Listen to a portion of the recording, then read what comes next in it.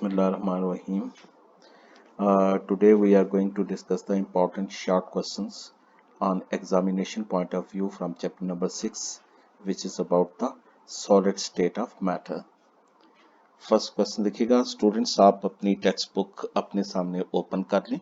Chapter 6 ये page number 146 पर। तो यहाँ पे first question, define compressibility and coefficient of thermal expansion, ये पेज नंबर 147 पर। तो कंप्रेसिबिलिटी क्या है? Compressibility is the factor which show the effect of increase in the pressure on the volume of a substance, यानी ये किसी substance की volume पर प्रेशर का इफेक्ट शो करता है। इसको हम यूं डिफाइन करते हैं कि the decrease in volume per unit volume when pressure is increased by 1 atmosphere। लेकिन ये वैल्यू जो है ये शो करती है, ये टर्म शो करती है कि प्रैक्टिकली प्रेशर का सॉलिड पर कोई इफेक्ट नहीं होता। And second term describe the effect of temperature on the volume of the substance. It is defined as the increase in volume per unit volume when temperature is increased by 1 degree Celsius। जब solid का temperature increase किया जाता है तो इसका volume increase कर जाता है। उसकी वजह जो है वो ये है कि टेम्परेचर इंक्रीज करने से जो मॉलिक्यूल्स की एवरेज काइनेटिक एनर्जी इंक्रीज कर जाती है, और अगर जब टेम्परेचर सफिशिएंटली इंक्रीज करता है तो ये सॉलिड लिक्विड में भी चेंज हो जाता है। जिस टेम्परेचर पर एक सॉलिड लिक्विड में चेंज होता है उसे हम मेल्टिंग पॉइंट कहते हैं। So two short questions, compressibility and coefficient of thermal expansion. Now question number 2, differentiate between the amorphous and the crystalline solid. ये आप टेक्स्ट बुक्स में से भी देखिए और जो प्रीवियस जो वीडियोस हैं, वीडियो लेक्चर्स हैं सॉलिड्स के मतलब, उसमें से भी देखिएगा।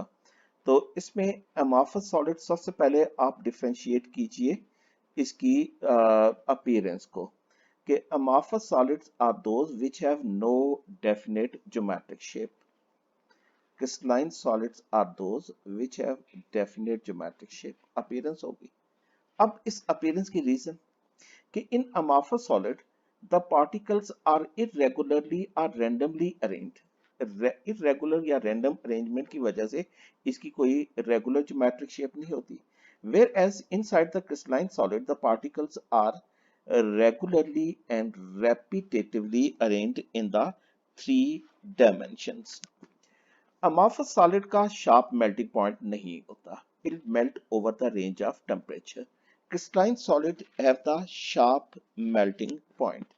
Amorphous solid के साथ usually water molecules of crystallization नहीं होते, यानी they are anhydrous substances।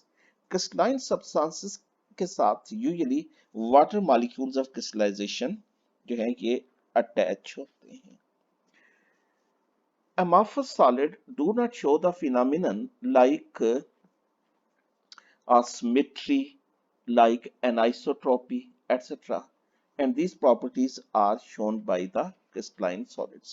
So these are the few differences। अगर ये short question अगर आता है तो आपने 3 से ज्यादा differences नहीं लिखने। Now next very important question, what is the cleavage and the cleavage plane? Give an example। Why is cleavage an anisotropic property? Cleavage किससे कहते हैं? किसी क्रिस्टल का स्मॉलर आइडेंटिकल क्रिस्टल में ब्रेक होना क्लेवेज कहलाता है। ये ब्रेकेज कब होती है? जब क्रिस्टल पर हम कोई प्रेशर एक्सर्ट करते हैं, और जिस प्लेन या डायरेक्शन में एक क्रिस्टल स्मॉलर आइडेंटिकल क्रिस्टल में ब्रेक करता है उसे क्लेवेज प्लेन कहा जाता है। अब क्लेवेज प्लेन जो है ये एक पर्टिकुलर डायरेक्शन में होता है। ऐसी फिजिकल प्रॉपर्टी जो डायरेक्शन पर डिपेंड करती हैं वो एनाइसोट्रॉपिक प्रॉपर्टी कहलाती हैं। तो इस वजह से क्लेवेज एक एनाइसोट्रॉपिक प्रॉपर्टी है। इसकी example mica crystal which consist of layers arranged one above the other. तो हम इस माइका क्रिस्टल को स्मॉलर क्रिस्टल में ब्रेक कर सकते हैं in the direction parallel to the layers. In the same way sodium nitrate और कैल्शियम एसीटेट को भी इसी तरह से जो है वो इस क्रिस्टल के पैरेलल स्मॉलर आइडेंटिकल क्रिस्टल में ब्रेक किया जा सकता है एटसेट्रा। ये आप आर्टिकल देख सकते हैं on the page number 149। Next question, what is the habit of crystal. Page number 149 पे देखिएगा कि हर किसी भी क्रिस्टल को जब हम प्रिपेयर करते हैं तो उसके हार्ड सैचुरेटेड सॉल्यूशन को कूल करने से प्रिपेयर किया जाता है। एक क्रिस्टलाइन सब्सटेंस हमेशा एक फिक्स शेप में ग्रो करता है under identical sets of condition. This property of crystal to grow in a fixed crystalline shape is known as its habit। मिसाल के तौर पे जब भी सोडियम क्लोराइड का क्रिस्टल को ग्रो किया जाता है उसके एक्वस सॉल्यूशन में से, ये हमेशा क्यूबिक शेप में ग्रो करता है। तो cubic shape is the crystal habit of the sodium chloride. लेकिन क्रिस्टल हैबिट चेंज हो सकती है अगर कंडीशन ऑफ क्रिस्टलाइजेशन चेंज कर दी जाए या in the presence of impurities। For example, sodium chloride के सैचुरेटेड सॉल्यूशन में अगर 10% यूरिया डाल दिया जाए तो ऐसी सूरत में सोडियम क्लोराइड क्यूबिक शेप की बजाय ऑक्टाहेड्रल शेप में ग्रो करता है। क्वेश्चन नंबर 5, ये आप देखिएगा पेज नंबर 150 पर। This is anisotropy. Now there are certain physical properties of crystalline solids which depend upon the direction. Their intensity is different in the different direction in the crystalline solids. Such substances are known as anisotropic substances and phenomenon is known as the anisotropy। Crystalline solid जो हैं वो different direction में physical properties की different intensities show करते हैं। ये property anisotropy कहलाती है and phenomenon is known as anisotropy. substances are known as anisotropic substances, property is known as anisotropy. इसकी रीजन क्या है? इसकी रीजन ये है कि क्रिस्टलाइन सॉलिड में पार्टिकल यानी एटम, आयन या मॉलिक्यूल की अरेंजमेंट डिफरेंट होती है। एनाइसोट्रॉपिक प्रॉपर्टीज की एग्जांपल्स हैं refractive index, optical activity, coefficient of thermal expansion, electrical conductivity etcetera. Cleavage अभी हम पढ़ चुके हैं, ये भी एक एनाइसोट्रॉपिक प्रॉपर्टी है। Now, how electrical conductivity in graphite is an anisotropic property? Graphite का स्ट्रक्चर आपने देखा होगा, it is two dimensional layered structure. It consist of hexagonal rings of the carbon atom which are arranged in the form of layers and these layers are arranged one above the other। Her layer में carbon अपने 4 electron use करता है in the formation of 3 covalent bond with the 3 other carbon atom। Fourth valency electron is free to move और ये free electron layers में क्या करता है? It conducts the electricity. अब एक लेयर के इलेक्ट्रॉन उसी लेयर में रहते हैं, वो एक लेयर से दूसरी लेयर में क्रॉस नहीं हो सकते, जिसकी वजह से ग्रेफाइट के अंदर इलेक्ट्रिकल कंडक्टिविटी लेयर के पैरेलल होगी, it will not be perpendicular to the layer, जिस वजह से जो है वो इलेक्ट्रिकल कंडक्टिविटी एक एनाइसोट्रॉपिक प्रॉपर्टी है। Next, what is symmetry, symmetrical operations and symmetry elements या elements of symmetry। What is symmetry? ये पेज नंबर 150 पे आप देखिएगा कि किसी सब्सटेंस में एक तरतीब या खूबसूरती सिमेट्री कहलाती है। क्रिस्टलाइन सॉलिड्स जो हैं उनमें हमें वो भी सिमेट्रिकल हैं और उसकी सिमेट्री को हम कैसे डिस्क्राइब करते हैं कि अगर किसी क्रिस्टल को 360 डिग्री एंगल पर रोटेट किया जाए और अगर उस रोटेशन के दौरान उसके डिफरेंट फेसेस, एजेस या कार्नर्स रेगुलरली रिपीट करते हैं तो हम ये कहेंगे कि इसमें सिमेट्री मौजूद है। कि a crystalline substance is said to possess symmetry if its different faces, edges, or corners are regularly repeated as a result of its rotation at 360 degree। और ये जो 360 डिग्री पे रोटेशन जिसके नतीजे में उसके जो डिफरेंट फेसेस, एजेस या कार्नर्स जो हैं वो रेगुलरली रिपीट होते हैं, इन्हें हम क्या कहते हैं? These operations are known as the these processes are known as the symmetry operations. और ये सिमेट्री ऑपरेशन जो कि क्रिस्टल्स को जो है वो वापस ओरिजिनल अपीयरेंस में, ओरिजिनल पोजीशन उसकी रिस्टोर करते हैं after rotation through certain angle. ये क्या कहलाते हैं? They are known as the elements of symmetry. Elements of symmetry that may be the plane of symmetry, center of symmetry, axis of symmetry, etc. ये आप article page number 150 पे देख सकते हैं। Question number 7. Define giving example isomorphism, polymorphism, allotropy. This is very important. What is the isomorphism? दो या दो से ज्यादा substances, इसमें एलिमेंट भी हैं और कंपाउंड भी, उनका सेम क्रिस्टलाइन फॉर्म में एग्जिस्ट करना आइसोमॉर्फिज्म कहलाता है। और ऐसे सब्सटेंसेस जिनकी क्रिस्टलाइन शेप सेम होती है वो आइसोमॉर्फ्स कहलाते हैं। इन सब्सटेंसेस में हम ऑब्जर्व करते हैं कि उनमें एटम्स के दरमियान रेशो सेम होती है। इसकी एग्जांपल्स आप बुक में से देखिएगा। जिंक सल्फेट और निकल सल्फेट दोनों जो है वो आर्थोरोम्बिक है और दोनों में एटम के दरमियान 1:4 रेशो एग्जिस्ट करती है। सिल्वर सल्फेट और सोडियम सल्फेट दोनों हेक्सागोनल हैं, दोनों में एटम्स के दरमियान 2:1 रेशो एग्जिस्ट करती है। कैल्शियम कार्बोनेट और सोडियम नाइट्रेट दोनों रोम्बोहेड्रल हैं और दोनों में एटम के दरमियान 1:3 रेशो एग्जिस्ट करती है। What is polymorphism? Polymorphism is defined as the existence of a compound in more than one crystalline form under the different sets of conditions is known as the polymorphism। एक compound का दो या दो से ज्यादा different crystalline form में exist करना polymorphism कहलाता है। यहाँ पे ध्यान में रखिएगा कि हमने वर्ड कंपाउंड जो है वो यूज करना है। For example sodium chloride cubic form में एग्जिस्ट करता है और मैंने अभी आपको बताया कि यूरिया इम्प्योरिटी की प्रेजेंस में ये ऑक्टाहेड्रल क्रिस्टल भी बनाता है। तो इसलिए सोडियम क्लोराइड क्योंकि दो डिफरेंट क्रिस्टलाइन फॉर्म में एग्जिस्ट करता है तो इसका मतलब यह है कि it exhibit the phenomenon of polymorphism. In the same way calcium carbonate, it exists in trigonal as well as the orthorhombic form. It is also said to possess the isomorphism.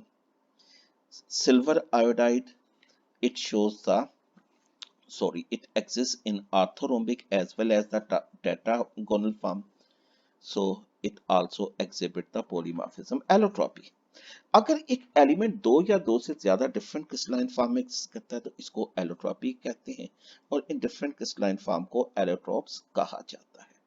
So allotropy is the existence of an element in two or more different crystalline forms। मिसाल के तौर पे carbon diamond, graphite और Buckminster फुलरेंस की form में exist करता है। Sulphur exist in monoclinic and rhombic forms, whereas phosphorus exists in the red and yellow form, etc.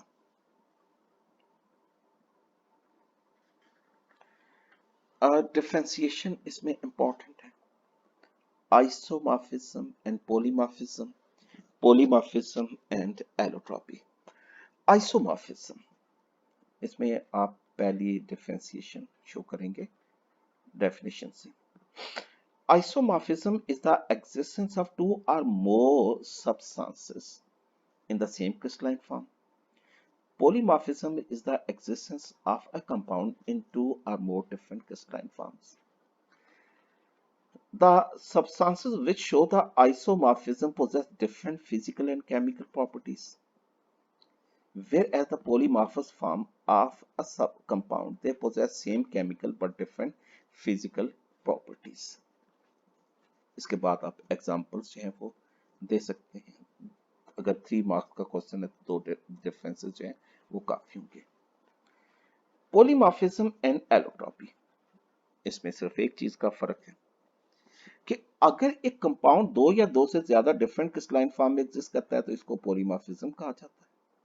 अगर एक एलिमेंट 2 या 2 से ज्यादा डिफरेंट क्रिस्टलाइन फॉर्म में एग्जिस्ट करता है तो इसको एलोट्रॉपी कहा जाता है। इसके बाद आप इसकी एग्जांपल दे सकते हैं। What is the transition temperature? Give at least 3 examples.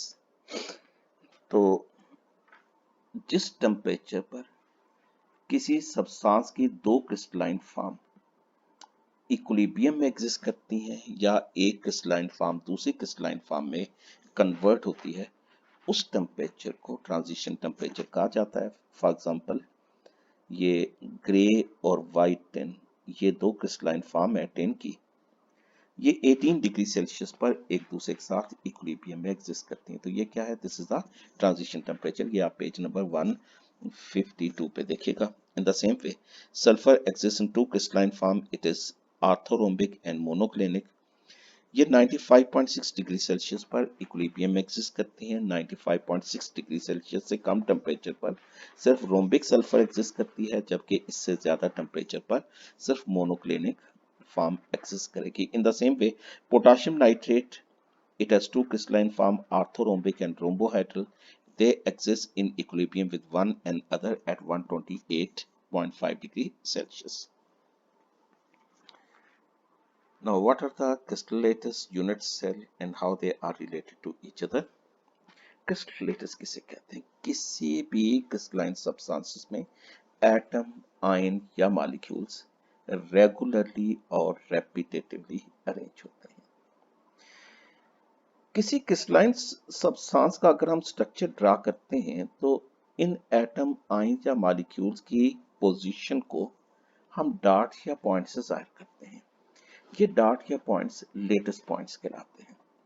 तो लेटेस्ट पॉइंट की 3 डायमेंशनल अरेंजमेंट क्रिस्टल लेटस कहलाती है, या आसान अल्फाज में यूं समझ लें कि किसी सब्सटेंस में एटम, आयन या मॉलिक्यूल की जो रेगुलर और repetitive arrangement in 3 dimensions is known as the crystal lattice. Crystal lattice का वो स्मॉलेस्ट पार्ट जो 3 डायमेंशन में रिपीट होके एंटायर क्रिस्टल बनाता है, उसे यूनिट सेल कहते हैं। अब इन दोनों के दरमियान रिलेशनशिप क्या है कि जो अरेंजमेंट एटम, आयन या मॉलिक्यूल की यूनिट सेल में होगी वही अरेंजमेंट एंटायर क्रिस्टल में होगी। जो प्रॉपर्टीज या शेप यूनिट सेल की है वही शेप जो है वो क्रिस्टल लेटस की होगी, क्योंकि यूनिट सेल किसी क्रिस्टल लेटस का स्मॉलेस्ट रिपीटिंग यूनिट है।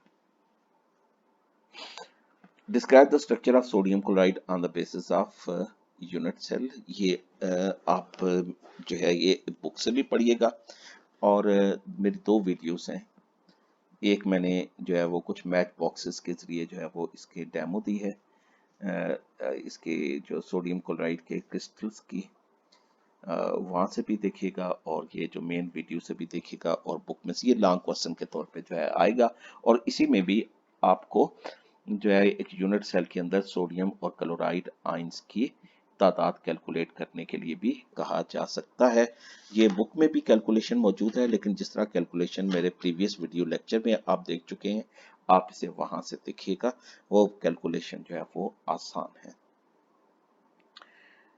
Now next question, differentiate between the hexagonal close packing and cubic close packing। ये इसके मतलब मैंने 2 वीडियो बनाई है, एक डेमोन्स्ट्रेशन डेमो वीडियो है कुछ बाल्स की मदद से और दूसरी मेन वीडियो है।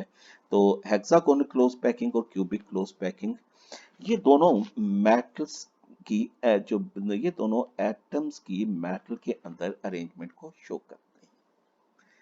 हेक्सागोनल क्लोज पैकिंग के अंदर थर्ड लेयर पोजीशन में फर्स्ट लेयर को रिजेंबल करती है, जबकि क्यूबिक क्लोज पैकिंग में फोर्थ लेयर पोजीशंस में, एटम की फोर्थ लेयर पोजीशन में फर्स्ट लेयर को रिसेंपल करती है।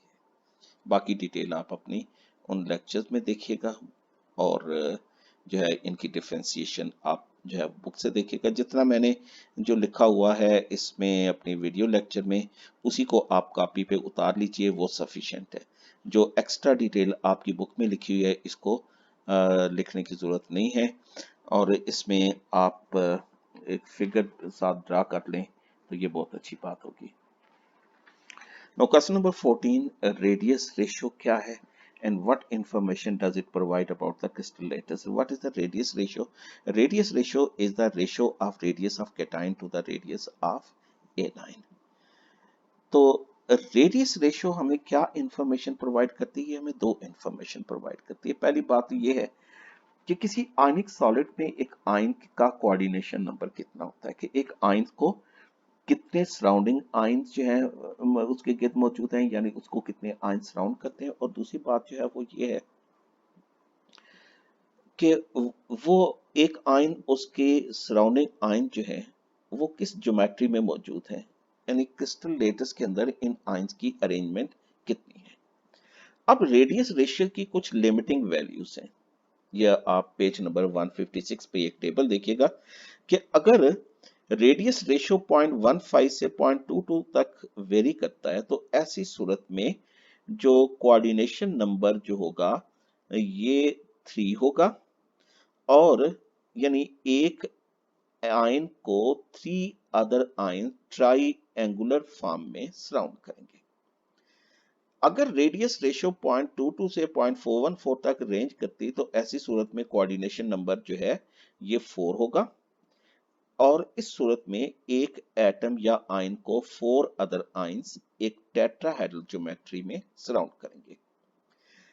अगर रेडियस रेशियो 0.414 से 0.732 तक रेंज करता है तो ऐसी सूरत में कोऑर्डिनेशन नंबर 6 होगा, यानी एक आयन को 6 अदर आयन सराउंड करेंगे, और वो जो आयन है यानी एक आयन और उसके सराउंडिंग 6 आयन वो ऑक्टाहेड्रल फॉर्म में अरेंज होंगे। और अगर रेडियस रेशियो 0.732 से 1 तक है तो ऐसी सूरत में कोऑर्डिनेशन नंबर 8 होगा, और वो ion body centre cubic form में अरेंज होंगे। Now they give two definitions about the latest energy. Latest energy की ये डेफिनेशन जो है एक्चुअली ये वन एंड सेम है। इसको यूं डिफाइन हम कर सकते हैं कि जब अपोजिटली चार्ज गैसेस आयन एक दूसरे के साथ रिएक्ट करके 1 मोल क्रिस्टलाइन सॉलिड बनाते हैं तो जितनी एनर्जी रिलीज होती है वो लेटेस्ट एनर्जी कहलाती है। ये एनर्जी कितनी है? इट इज 787 किलो जूल पर मोल। और इतनी ही एनर्जी, ये एनर्जी रिलीज होगी यानी प्रोसेस एक्सोथर्मिक होगा, और इतनी ही एनर्जी एब्जॉर्ब होगी जब 1 मोल क्रिस्टलाइन सॉलिड अपने अपोजिटली चार्ज गैसेस आयन में डिसोसिएट होगा। एनर्जी एब्जॉर्ब होने वाली कितनी है? इट इज 787 किलो जूल पर मोल। इसको टू फैक्टर इफेक्ट करते हैं। It is size of the ion and the charge of ion. Lattice energy is inversely proportional to the size of ion, यानी अगर साइज ऑफ आयन इंक्रीज करता है तो latest energy decrease करेगी। उसकी वजह यह है कि लार्जर आयन जो हैं वो लेस क्लोजली पैक होते हैं, उनके दरमियान फोर्स ऑफ अट्रैक्शन डिक्रीज कर जाती है, लेटेस्ट एनर्जी कम होगी। And second is the charge on ion. Latest energy is directly proportional to charge and ion, यानी it increases with increase in the charge and ion। तो charge अगर ज्यादा होगा तो फोर्स ऑफ अट्रैक्शन ज्यादा होगी, latest energy ज्यादा होगी। अब इसकी एग्जांपल देखिएगा कि सोडियम क्लोराइड और पोटेशियम क्लोराइड में लेटेस्ट एनर्जी सोडियम क्लोराइड की ज्यादा है। उसकी रीजन ये है कि क्लोराइड आयन तो दोनों में कॉमन है, लेकिन sodium ion is smaller as compared to the potassium ion, so there will be stronger force of attraction between sodium and chloride ion as compared to the larger potassium and chloride ion। In the same way magnesium chloride और calcium chloride, तो magnesium ion जो है it is smaller as compare to chloride ion, दोनों पे charge जो है वो +2 है, इसलिए लेटेस्ट एनर्जी मैग्नीशियम क्लोराइड की ज्यादा होगी। अगर आप कंपेयर करें मैग्नीशियम क्लोराइड को सोडियम क्लोराइड या पोटाशियम क्लोराइड से, तो मैग्नीशियम क्लोराइड की लेटेस्ट एनर्जी ज्यादा होगी। उसकी वजह यह है कि मैग्नीशियम पे +2 चार्ज है, सोडियम या पोटाशियम पे +1 चार्ज मौजूद है। Now write down any three differences between the ionic and covalent solid. What are the ionic solid? These are the solids which are composed of oppositely charged ions, that is cation and anions, and they are held by electrostatic forces of attraction. Whereas covalent solids, these are the solids which are composed of non-metal atoms of the same or the different elements which are held by the network of the covalent bonds. ये आयनिक solid कैसे बनते हैं? They are formed by the transfer of electrons, जैसे मैंने अभी आपको बताया है। और इसके अंदर जो आयंस की अरेंजमेंट उनकी रेडियस रेशियो पर डिपेंड करती है, इनकी geometry. Whereas crystalline solid जो है ये इनमें लेटेस्ट 2 टाइप की होगी। या तो ये जाइंट कोवेलेंट सॉलिड होंगे in which there is 3-dimensional arrangement of atom, या ये layered covalent solid होंगे in which there is a 2-dimensional arrangement of atom ions, in which there is a 2-dimensional arrangement of atoms or the molecules.